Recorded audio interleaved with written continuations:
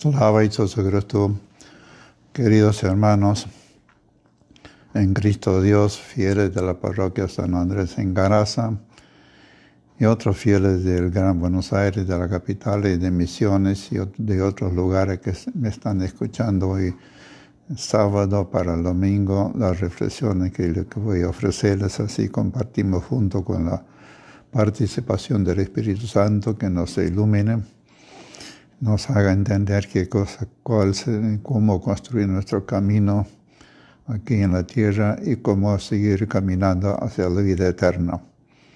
En el Evangelio de mañana, o sea, domingo 6 de la Pentecostés, muy breve, es Mateo capítulo 9, 1, 8. Leemos en que Jesús sana a un paralítico, un hombre que estaba postrado en la cama, enfermo, no pudiéndose caminar, ni levantarse nada. Y entonces lo trajeron a Jesús y Jesús lo sana. Pero acá hay una hermosa reflexión, conversación que Jesús lo dice al enfermo. Tus pecados te son perdonados. Levántate y camina. Jesús da esa orden y el paralítico, el enfermo que estaba postrado en la cama, se levanta de la camilla y lleva su catre y se va. Los fariseos que lo siguen a Jesús, porque siempre estaban estos malditos hombres, los fariseos que lo seguían continuamente a Jesús para ver, no para escuchar, para aprender, para convertirse ellos también, sino para ver en qué cosa le podían acusarlo a Jesús, en qué cosa Jesús decía para según ellos, contra las leyes de Moisés, contra la Biblia, contra la voluntad de Dios, etc. Buscaban siempre todos los pretextos y perdidos y posibles para acusar algo contra Jesús. Nunca le aprobaron a Jesús que hizo bien, que dijo bien, que es un buen hombre de Dios, que es un hijo de Dios. ¿Por qué? Porque los judíos odiaban a Jesús. Principalmente odiaban porque Jesús se presentaba como el Hijo de Dios. Y para los judíos es una blasfemia muy grave, muy importante, muy ofensiva para los oídos de los fariseos, de los escribas, porque ellos admitían solamente hay un solo Dios y una sola persona. Y ese Dios está en el cielo, en dos partes, pero no que se haya presentado en forma de una persona humana. Y eso ellos no pudieron aceptar ni admitir, porque no quisieron admitir ni creer que Jesús fuera también el Hijo de Dios por su soberbia. Por ser soberbio tenía el corazón duro, con corazón de piedra, y no admitían la gracia de Dios para decir que Jesús realmente es el Hijo de Dios. Faltaba ese acto de humildad, de confesar que Jesús también es el Hijo de Dios. Y por eso ellos siempre buscaron de condenarlo hasta llegaron finalmente condenar la crucifixión y muerte en la cruz por declararse el Hijo de Dios. Bien, acá los judíos, los fariseos especialmente, los escribas, los enemigos de Jesús que los seguían continuamente a todos los pasos, se escandalizaron muchísimo cuando Jesús le perdonó los pecados al paralítico, al enfermo que estaba postrado en el catre. Porque ellos admitían que solo Dios puede perdonar los pecados y no el hombre. Los hombres no tenían ni un poder de perdonar los pecados a nadie. Y esa soberbia de ellos no los admitía que Jesús era el Hijo de Dios y que vino acá entre nosotros para perdonar nuestros pecados, y que ese poder que Jesús, como Hijo de Dios, perdonaba los pecados a los hombres pecadores, también lo dejó a la iglesia. A la iglesia cuando dijo Pedro, tú eres Pedro, sobre esta piedra edificaré mi iglesia. y le dijo las llaves del poder. Todo lo que ates sobre la tierra será atado en el cielo. Todo lo que desates sobre la tierra será atado en el cielo. Es decir, el poder de perdonar los pecados solo Jesús dejó a la iglesia, es decir, a sus ministros. Primero lo dejó a los apóstoles lo transmitieron luego a sus sucesores, que eran los obispos transmitieron a los sacerdotes. Y hasta hoy en día, el único que tiene poder de perdonar los pecados nosotros son los sacerdotes, los obispos y nadie más. El resto podemos obtener el perdón de Dios directamente si Dios nos perdona, si nos arrepentimos y si confesamos nuestros pecados, Dios nos perdona, pero el perdón directo sacramental viene de la iglesia. Y aquí Jesús lo perdona todos sus pecados y dijo, levántate y camina. Se levantó sano, como la liturgia nuestra, San Juan Crisóstomo, leímos, rezamos, médico de cuerpo y alma. Es decir, Jesús es nuestro médico, que nos cura el alma y el cuerpo. Y es cierto, el alma está unido a nuestro cuerpo. Si el alma está enferma, el cuerpo va a estar enfermo. Si el alma está sana, y el cuerpo va a estar sano. Y cuando realmente nosotros estamos enfermos espiritualmente, enfermos interiormente en el alma, en el espíritu, eso tiene su repercusión sobre el cuerpo, sobre nuestra salud, sobre nuestro comportamiento, sobre nuestro obrar, sobre nuestro pensar, sobre nuestro actuar en la tierra, porque el cuerpo actúa de acuerdo a las órdenes que recibe del espíritu del alma. Si el alma está sana, entonces el cuerpo nuestro va a recibir las órdenes del alma y va a actuar conforme a la voluntad de Dios, a las leyes eternas. Y esto es lo que es importante, que hoy lamentablemente no le damos importancia al alma, al espíritu, le damos más importancia al cuerpo. Queremos un cuerpo sano, un cuerpo ágil, un cuerpo libre, un cuerpo que se puede moverse, que no tengamos sufrimientos ni dolores, que estemos completos, pero nos olvidamos que el cuerpo obedece las órdenes del interior de nuestra alma. Y si nuestra alma, nuestro espíritu está enfermo y el cuerpo está enfermo, son los datos psicológicos. Hay que verificar si es verdad o no. Pero dicen los estudiosos que hay alrededor de más de 300 enfermedades que el cuerpo nuestro nosotros podemos sufrir, padecer.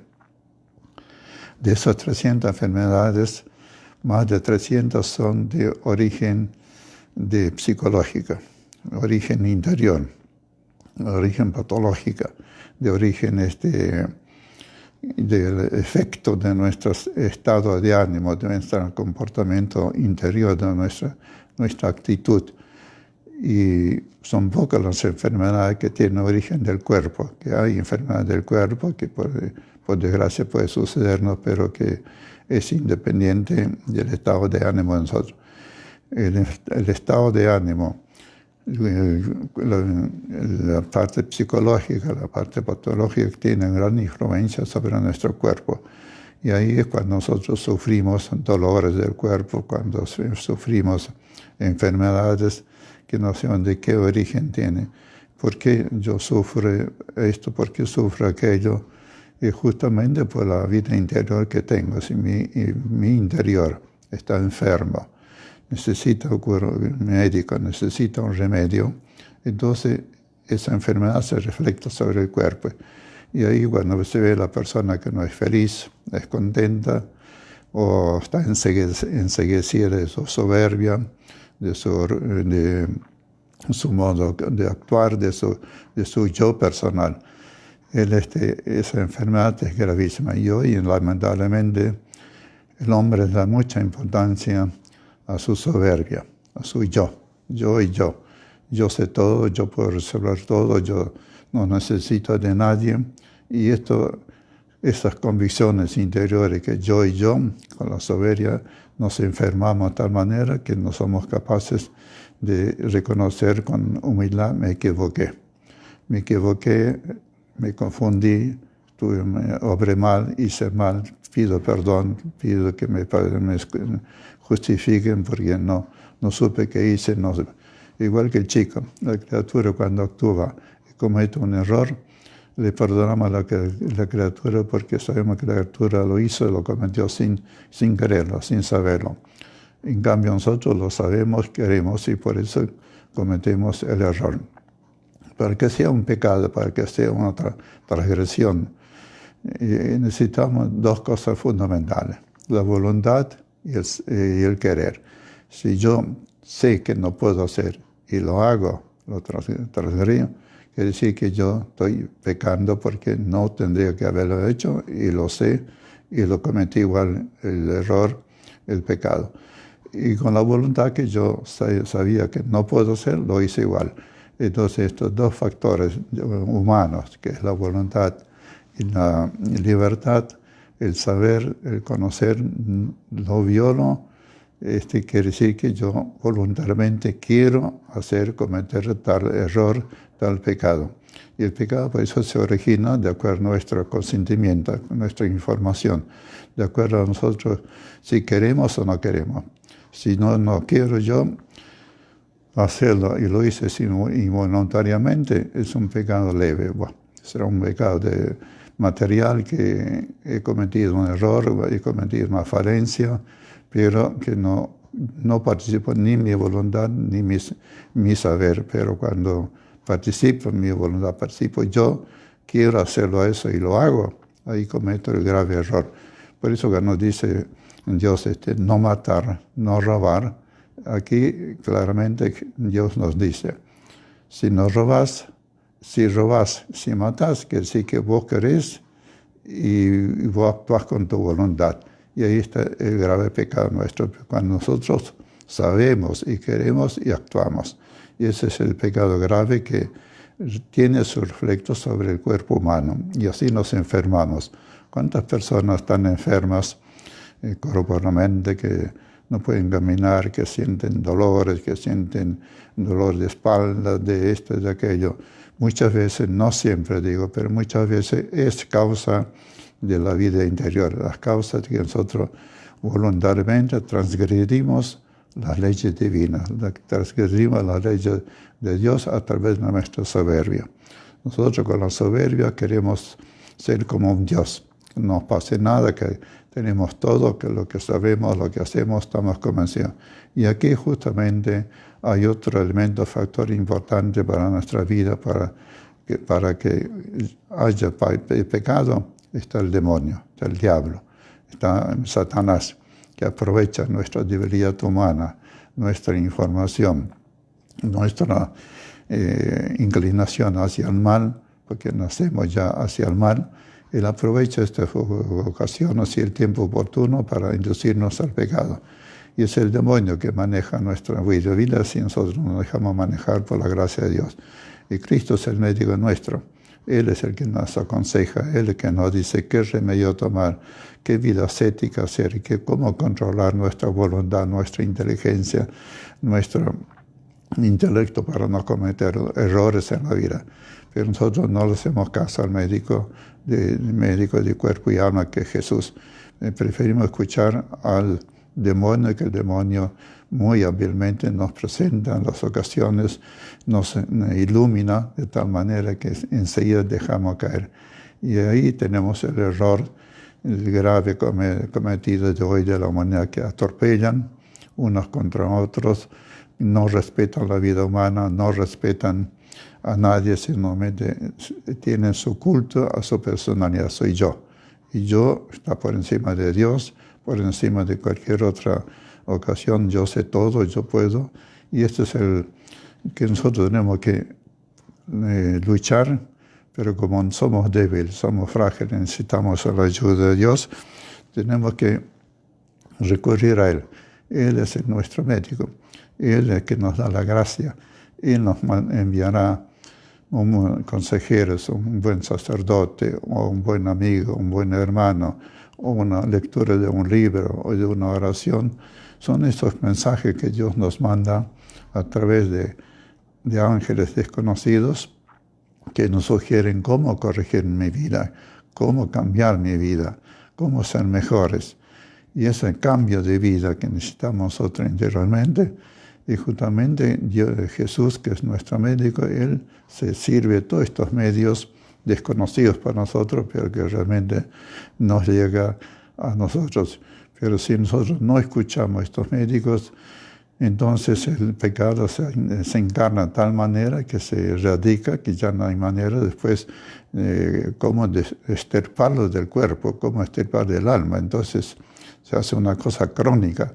Un vicio se transforma en una enfermedad crónica que es imposible liberarse ya después de esa enfermedad, de ese pecado mortal que caímos dentro y nos atamos de tal manera.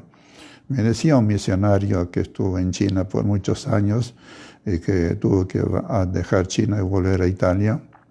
Me comentaba que estaba en un pueblo misionando y avanzaban los comunistas que venían y los comunistas tenían la orden de fusilar a todos los que se declaran cristianos. Y vivía en otro pueblo, vivía lejos. Entonces cuando tenía ese vicio de la droga. De la droga no podía liberarse y era un vicio crónico que continuamente tenía que usarlo. Entonces, ¿qué hizo este chino cristiano? Agarró, se fue al frente donde estaban los comunistas chinos y se declaró: yo soy cristiano. Al declarar que es cristiano, lo fusilaron inmediatamente.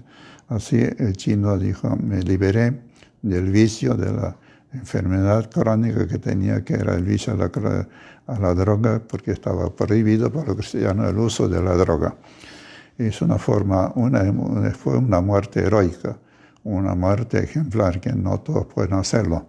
Pero el coraje que tuvo este chino de dejarse fusilar para ir directamente al cielo y liberarse de la droga.